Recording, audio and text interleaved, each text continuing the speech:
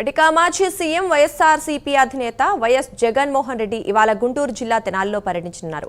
ఇటీవల పోలీసుల దాడిలో గాయపడ్డ జాన్ విక్టర్ కుటుంబాన్ని జగన్ పరామర్శించనున్నారు.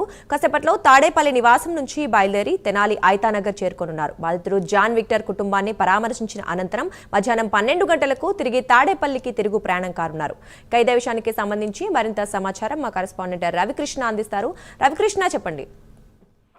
దుర్గా, మరికొద్దిసేపట్లోనే ఈ మాజీ సీఎం జగన్మోహన్ రెడ్డి తెనాలి అంటే గుంటూరు జిల్లా తెనాలికి రావడం వస్తున్న పరిస్థితి అయితే కనపడుతుంది. ప్రధానంగా కూడా ఆయన ఇంకా ఒక హాఫ్ అన్ అవర్ లో ఆయన తాడేపల్లి నుంచి తన నివాసం నుంచి బయలుదేరతారు. ఆ తర్వాత తెనాలి రావడం జరుగుతుంది. తెనాల్లో ఐతానగర్ లో ఉన్నటువంటి ఎవరైతే జాన్ విక్టర్ ఉన్నారో ఆయన కుటుంబాన్ని పరామర్శించున్నారు. ఈ జాన్ విక్టర్ ని గత నెలలో అంటే పోయిన నెల 12వ తేదీన పోలీసులు విచక్షణారహితంగా కూడా దాడి చేసినటువంటి సందర్భంలో అతను తీవ్రంగా గాయపడ్డాడు. ఈ నేపథ్యంలోనే దాని మీద పెద్ద ఎత్తున కూడా ఆగ్రహాన్ని వ్యక్తం చేస్తున్న పరిస్థితి కనపడుతుంది. ప్రధానంగా కూడా వైసీపీకి సంబంధించినటువంటి నాయకులు ఎవరైతే ఉన్నారో వాళ్ళందరూ కూడా జరిగినటువంటి ఈ ఘటన పోలీసులు ఆకృత్యాలు అంటూ కూడా పెద్ద ఎత్తున కూడా వాళ్ళైతే మాత్రం నిరసనలు వ్యక్తం చేస్తున్నటువంటి పరిస్థితుల నేపథ్యంలో ఈ రోజు జగన్మోహన్ రెడ్డి అక్కడికి రావడం, వచ్చి అక్కడ బాధితుడు ఎవరైతే జాన్ విక్టర్ ఉన్నాడో అతన్ని పరామర్శించేటువంటి పరిస్థితి అయితే ఉంటుంది. దీనికి సంబంధించి షెడ్యూల్ అయితే ఖరారైంది. మరికొద్దిసేపట్లో ఆయన అయితే తాడేపల్లి నుంచి బయలుదేరుతున్నారు. బయలుదేరి